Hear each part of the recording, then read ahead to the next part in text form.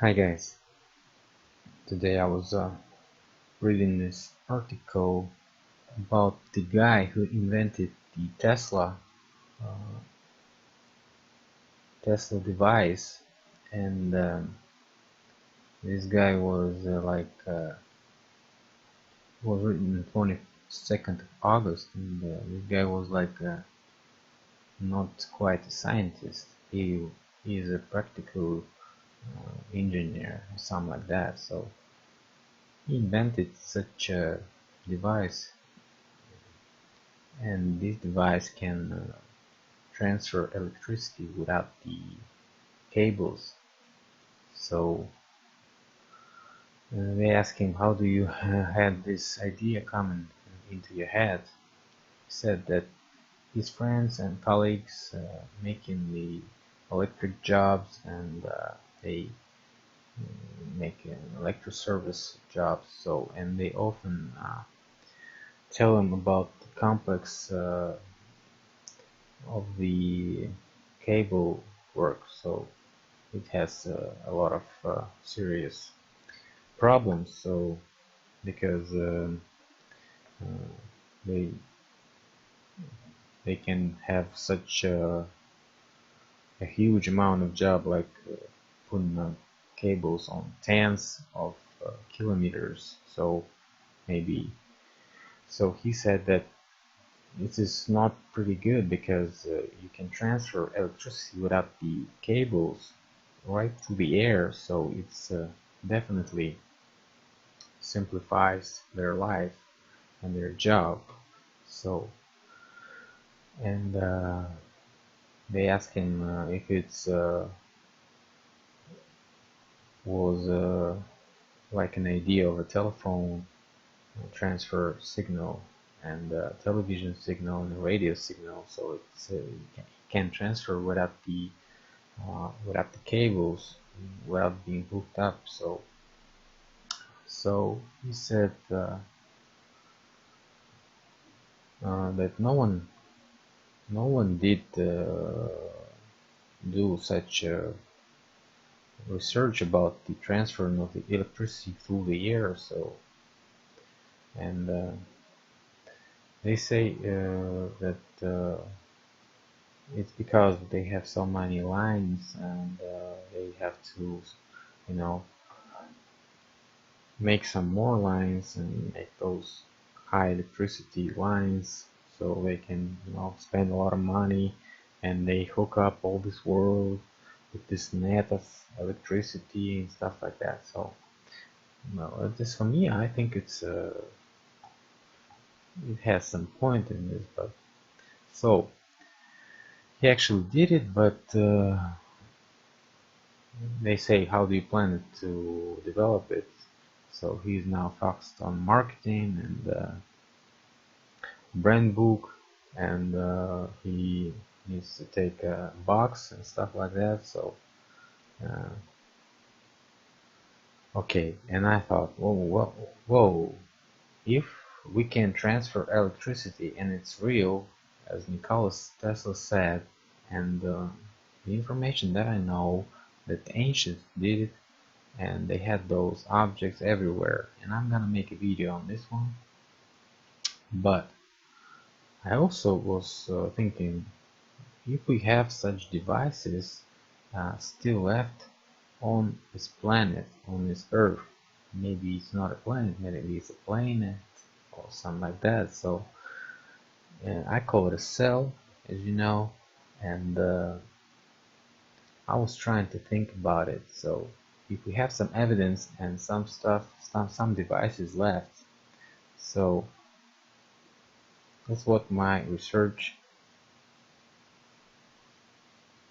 Oh, it wants me to have this password. I don't know why.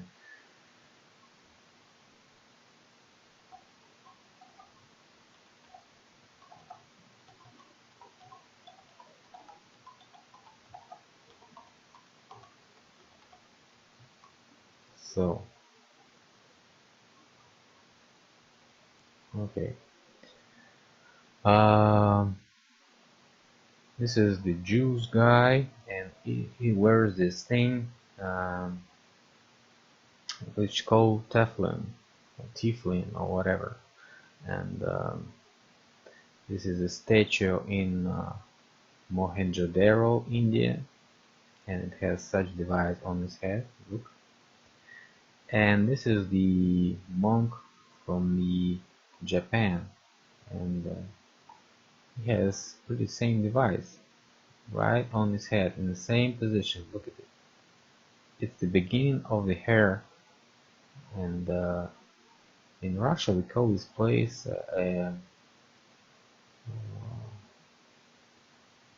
like a fountain or something like that. Now I'm gonna show you some more pictures.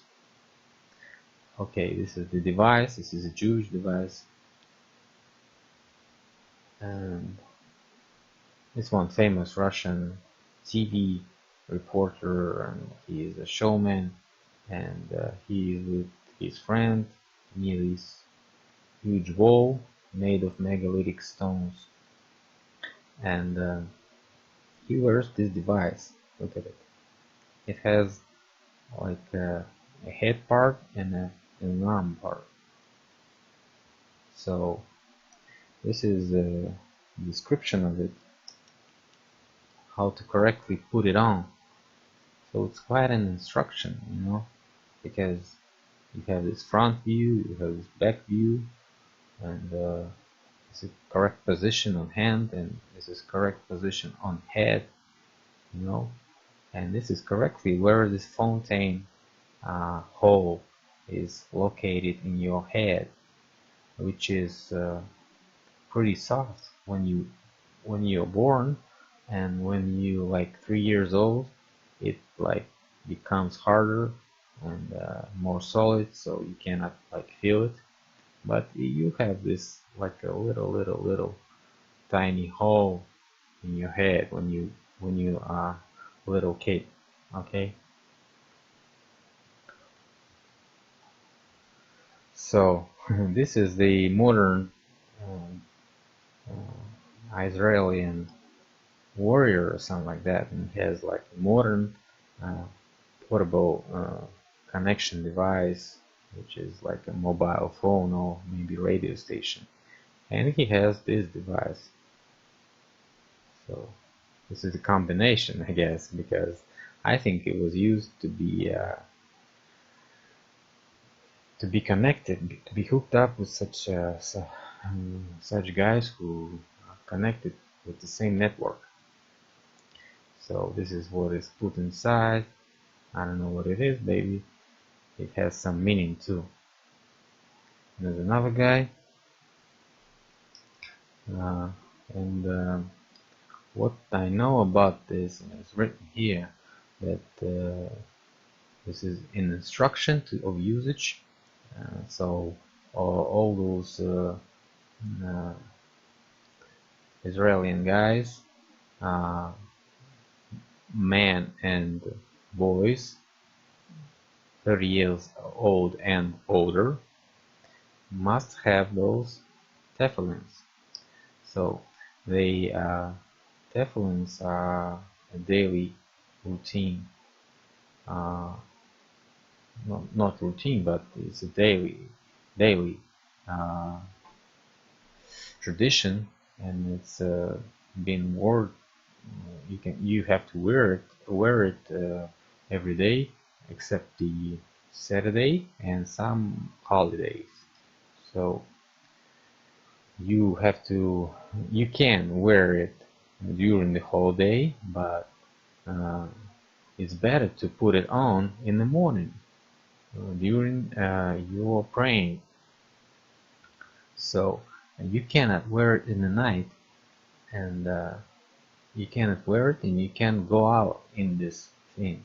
You cannot go out with this thing in the night. So you have like two tefillins, which is one on the head one and one on the right or maybe left arm, yes.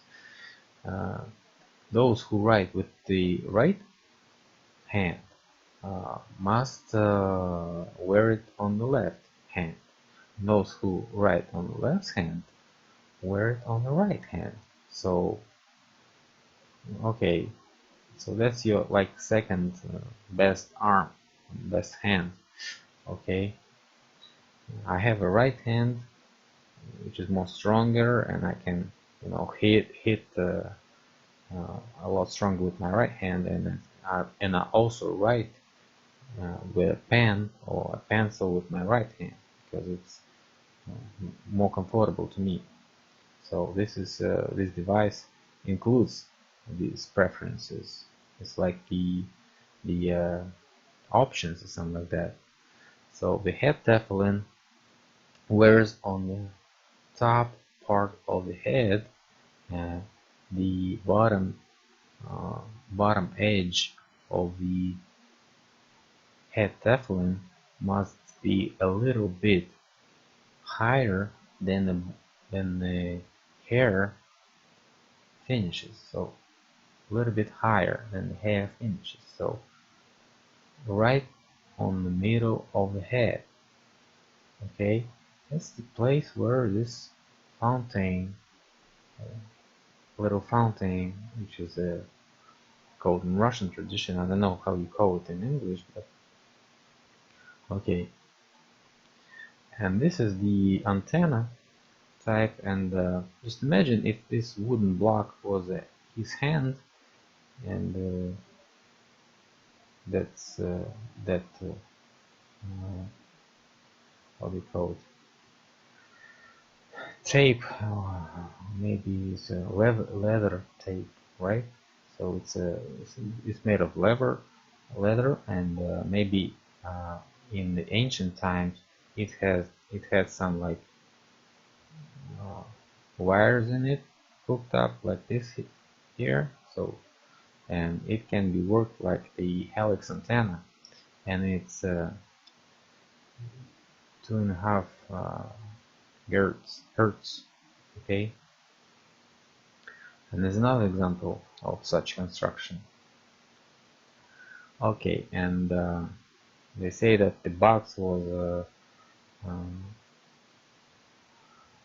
the enforcing instrument, so it get some power, and our energy which our body produces could have like influence in that frequency, and we could have an electromagnetic component which would be capable to transfer and receive uh, uh, through those you know, through those teflons, okay, like an antennas and stuff like that. So the Tokens is the device of the Japan. So Japan monks, Yamabushi, uh, they put those boxes on the head, but the teflon has the cubic figure, and this is a round one, talking, talking. So the Yamaguchi means sleeping in the mountains. Yamabushi. Uh, they went to the mountains and they lived alone for a long time. So you see those Yamabushis, and we have an analog in this ancient painting. And you see this device was looking like this. Yesterday we were talking about the transfer teleport devices, and so maybe this one is a teleport device which was like we discussed yesterday. Okay, all the Yamabushis were red and green balls, and maybe this is some culture, I don't know, but Teflon and Talking, uh, they are not the unique in this situation, and they are not the unique devices. They are just imitation, you know. They are not original. So I think it's just an imitation one, you know, like it looked when it was really working. Okay, but they still were because it was a useful device, and maybe when it was shut down, this network was shut down, they couldn't transfer this information anymore, and obviously it became just a tradition of imitation of this process. And this is another one that I wanted to talk about. It's called the Mezuzah, and it's used in Israel again. So the Mezuzah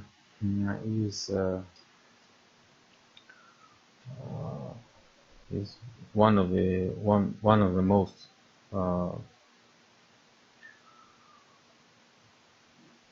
relevant device, maybe how we call it. So you just cannot live without it. So is used it's used to in the modern comprehension. It's using it to protection for the protection cases, like they protect the house from these sicknesses and enemies, and maybe some uh, defense or something like that. Defense from all those mental things, you know, which is just religion. Okay, so the Mezuzah terminology was used for two devices. The some pergament, and which contains some texts of some praying text. So and a special box like this, in which this pergament and that text was put in. So that's how it looks. And there's another ones, there's the modern ones. So, and they are pretty different, but still they can be connected to the wall or something like that, and they are placed close to the street, so nothing passes without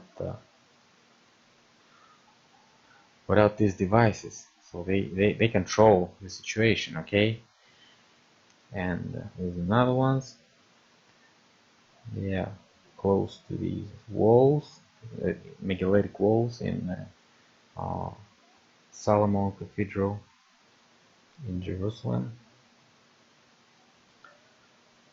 When the Jew guy enters the home, he must touch this mezuzah and say some pray words, and then he kisses the fingers which touch the mezuzah.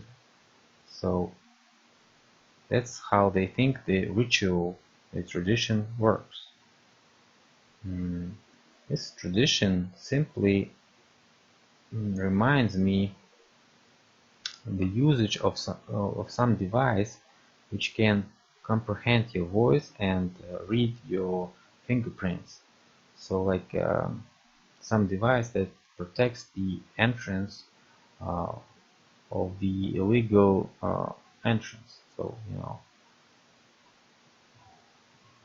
and this is a modern device which is pretty the same. You touch it and it reads what your fingerprints are, and it sends the command to open the door or not. And this is the laser scanning device.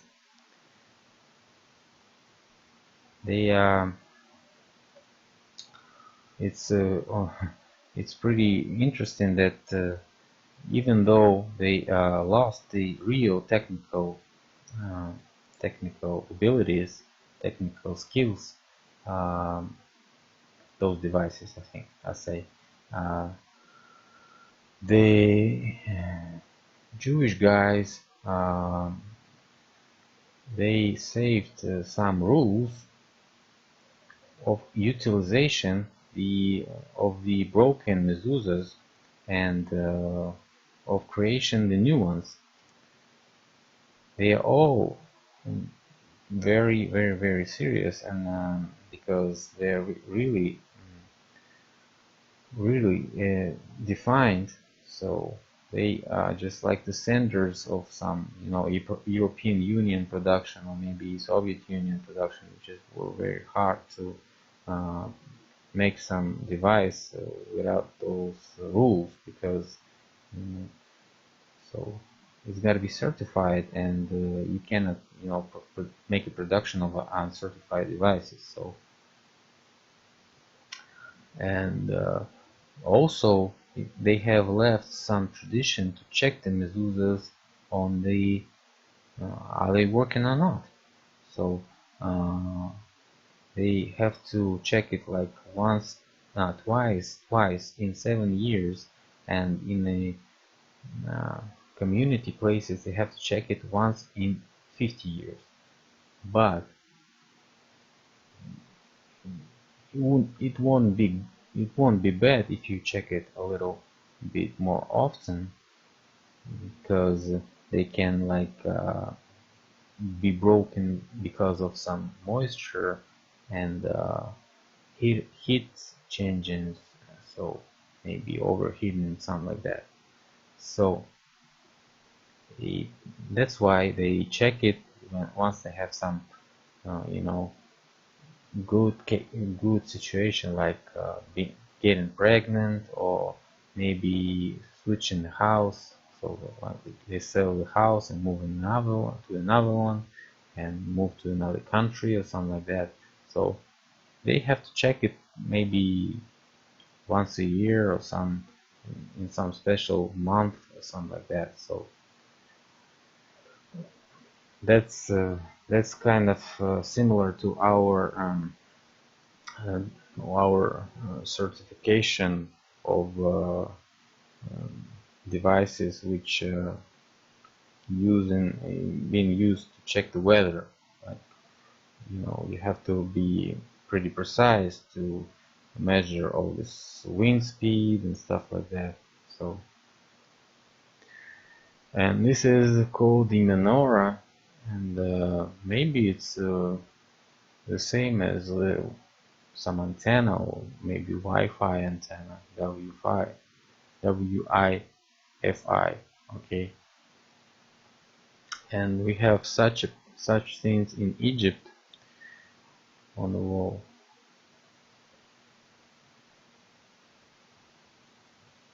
Okay, and there's another one. It's called the Kaaba. It translates from Arabic. It is a cube, and it's located at Mecca.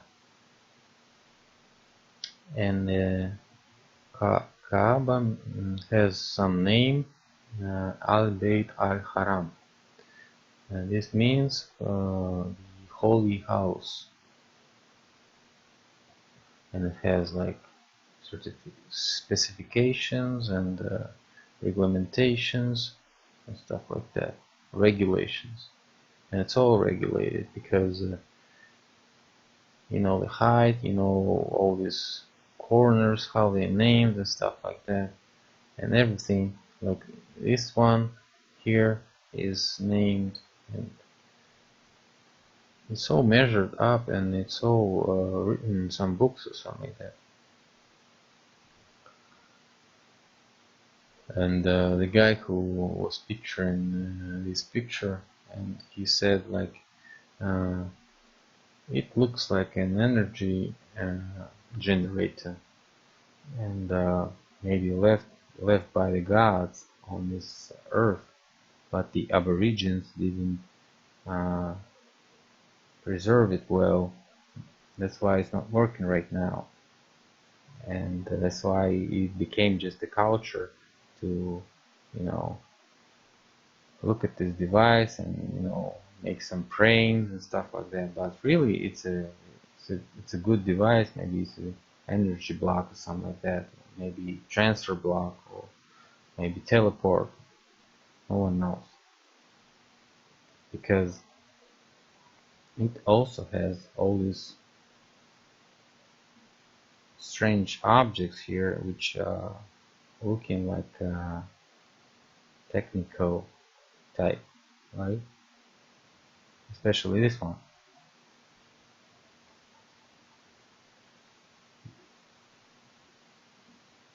It's completely polished black stone inside of it, and this one is all made of silver.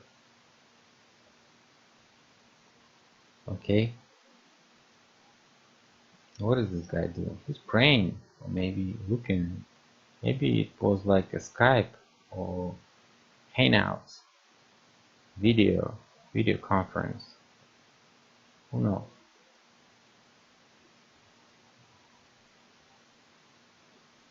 And in Muslim tradition, they say that the God, the Allah, gave it as a present to Adam, and firstly, it was the white stone, but when time passed, it became black because it was filled with the human sins. Okay, not Muslim tradition regularly thinks that it's a meteor ball, something like that, but they cannot prove it. In London Museum of Natural Science, they think that this stone could have been a meteor or something like that. So, but maybe it's a fake meteor, and that's what they say in British museums. But I think it's a device, and we have such device in Jerusalem.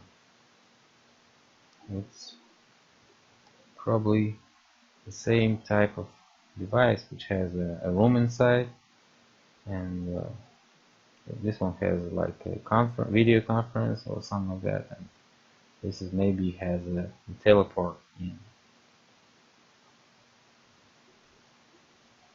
but we don't know for sure.